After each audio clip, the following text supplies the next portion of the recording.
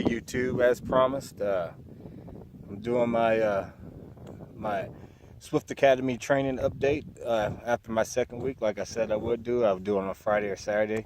It's Saturday today. We just completed our second week. First thing I want to show y'all is just like where I'm at right now. We had our weekend off, so I decided one of the guys he has a Jeep Rubicon and is familiar with Moab, so brought me out to Moab because I've always wanted to see it. And just kind of give you a panoramic view, or just kind of a view of where I'm at. You can kind of look around, see how beautiful it is, overlooking the valley of Green River. All right, but back to business.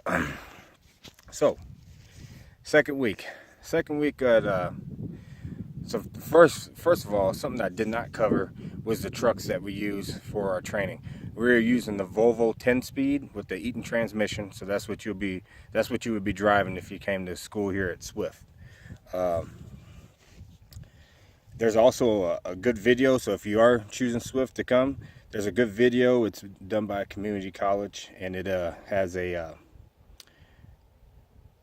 it's about a 22-minute video. Just look up Eaton 10-speed transmission on YouTube, and it's a really good video. It really helped me out.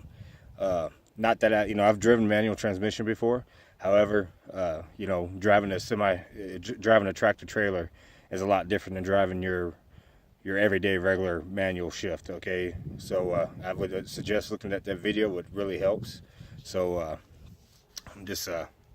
I would do that if I were you and you're coming to the school. Just review that several times, and it'll get in your brain, and it'll make that transition to driving the semi truck a lot easier. So the second week, on the Monday and Tuesday, basically what we did is we continued doing more backing, and then they added the 90-degree to our backing skills.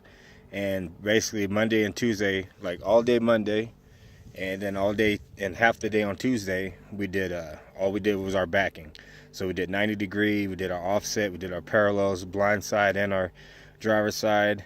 Same thing with our offsets and straight backing. At this point, I was actually getting very bored with the backing, because that's how much time we spent backing. I mean, we'd spend probably close to 5-6 hours a day on that range just backing. And with only 7 students, it goes by, I mean, you get a lot of time in the truck. So on about halfway through the day, so after lunch on Tuesday, what we did is in the yard, we started driving around inside the yard, just learning how to shift from first, second to third.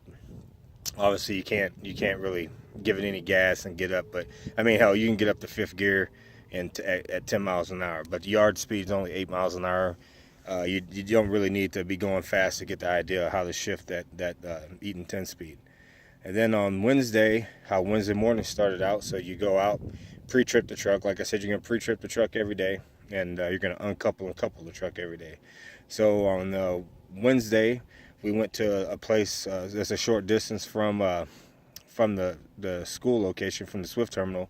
It's called Rookie Road. The Rookie Road. It's probably about a 9-mile stretch that runs along the I-80. And there's no traffic on it. I mean, public has access to it, but there's really nobody on there. Pretty much all you see on there is there's other truck drivers practicing upshifting and downshifting. So that's what we did on Wednesday. So we stayed out on Rookie Road pretty much all day. And then our instructor, I think she felt pretty comfortable with us, so she took us to another location that kind of got us, I wouldn't say residential, but it was like some rural area driving. So we got all that in on Wednesday. And then on the next day, Thursday, we did more of the same. And then all day yesterday on Friday, what we did is she took us to the industrial area in Salt Lake City, and it's built for trucks, but still you do a lot of left and right turns, and we did left and right turns all day long, starting at probably about 8:30 in the morning until we pulled back into the yard at probably about 16:30 or 4:30 for you civilians out there. So that's pretty much what we did all Friday. I know next week we're supposed to start doing some more city driving, but I'm gonna tell you, I'm very impressed with the instructors. I'm really enjoying my time here at Swift. Uh, I mean, the instruction's been top notch. They're not like yelling and screaming at you. They expect you to make mistakes. But they just talk you through it. They don't like, get all over your case about it or nothing. They don't put you in the situations that they know they can't get you out of. Like, for example, one of the things you want to avoid is running yourself into a dead end situation. But the reality is at some point in your trucking career, I guess it's going to happen to you. You're going to end up on a street that you don't belong, or you're going to end up at a dead end street, and you need to know how to get out of that situation. And my instructor, she purposely took us down a road that we weren't supposed to be on, and it was difficult to get out of, and she showed us how to get out of that situation. And she didn't actually get in the vehicle and drive it, but she actually talked me through how it needed to be done in order for me to get out of the situation. I mean, really, I kind of liken this to like almost going to boot camp. I mean, they kind of break you down. I'm not gonna lie. Like, after the first day of going out on the road and on rookie road and stuff, I was grinding gears. I was, I couldn't downshift.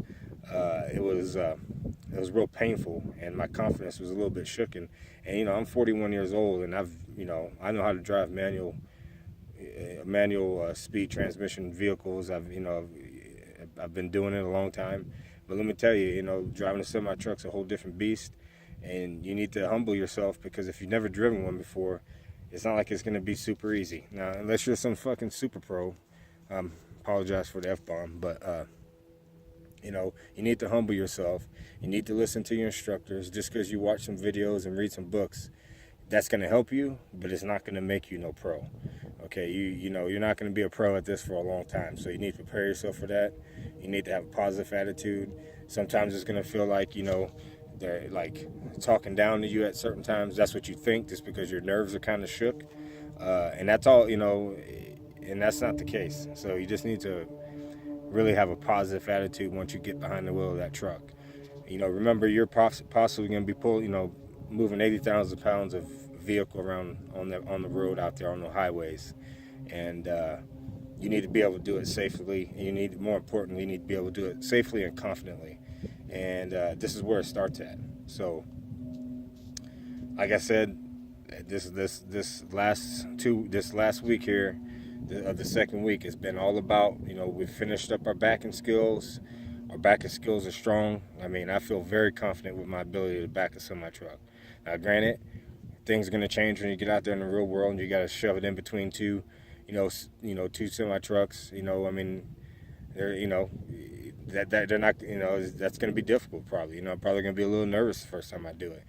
But I'm very confident if you just can remember the basics that, hey, you can do it, and you need to get out and look. I mean, that's probably one of the most important things they stress to you when backing the trailer up. You haven't been doing it 10, 20 years like some of those guys out there have been doing it. You're going to have to take your time. You're going to have to stop your truck. You're going to have to get out, and you're going to have to look. And it don't matter if it takes you 10 get out and looks to get it in there, and people are going to be standing there looking at you and laughing at you or honking the horn or doing whatever. You just got to ignore them and do their job, because those people aren't paying your bills. And you wreck a truck, well, Swift ain't going to be helping you pay your bills either. What else can I say? I think that's, really pretty much it. Like I said, Monday and Tuesday, you do a lot of backing. Then Wednesday through Friday, you're going to be behind the wheel of that truck, out on the open road, out in city streets, maneuvering that truck around. They're going to get you comfortable to the truck in the yard, and then they're going to take you out. The instructor drives out to the rookie road until she sees how you. Well, my particular instructor, she's a female. We got two other instructors, but my instructor is a female. And let me tell you something. That woman knows her business. I mean, she could be looking out the window and you can miss a gear and be trying to put it in, and she looks right over and be like, "You need to be in, 7th gear. No, you should be in 6." I mean, she definitely. It's crazy. I mean, it's like eerie. I mean, that she knows what she's doing. So, I mean, I'm telling you, I'm loving the instructors. I'm loving my time here. Trying to think of any other useful information. Like I said, look up that YouTube video. It's a very good video when I was a little rattled after that Wednesday in the truck, I went and watched that video, and it really helped me. And now my shifts are pretty smooth. I mean, there's some kinks that I got to work out, but now my shift is pretty smooth. I'm able to run up the gears and down the gears. So, and I got all that accomplished in 24 hours. You know, basically from the time that I got out of the truck, I went, calmed my nerves, watched that video again, and it really helped me out the next day in the truck, and the instructor can tell. So everybody in my vehicle is doing very well right now. So it's been a good deal. One thing I forgot to mention in my last video, remember that the 3 weeks that you're here, you're not getting paid, okay? So when I was saying I forgot to tell you about how much money I would bring, I would say you probably need to have about $300-400, okay? That might seem a little high. If you're real frugal, then, you know, probably a couple $100 will get you through. But just keep in mind that you might be going on your orientation and on the road with your mentor. So, you know, probably having $300-400 in your pocket when you come here would be a good idea. I wouldn't come here with any less. Definitely wouldn't come here with any less than. I wouldn't come here with any less than $3. So, I recommend that you bring at least $300-400. A little bit more if you can. I mean, I really haven't spent a lot of money. Most of my money's been spent on eating out on the weekend. I mean, I ain't gonna lie. When the weekend gets here, I think about eating out, so that's what I go do. And I think that's. I really do think that's it. I haven't really got a whole lot of views on my YouTube, but I'm just gonna keep on putting the videos out there. Maybe, you know, hopefully, maybe it'll catch on, and we shall see. So. Till then, I'm going to enjoy my time here at the Moab. It's very beautiful here.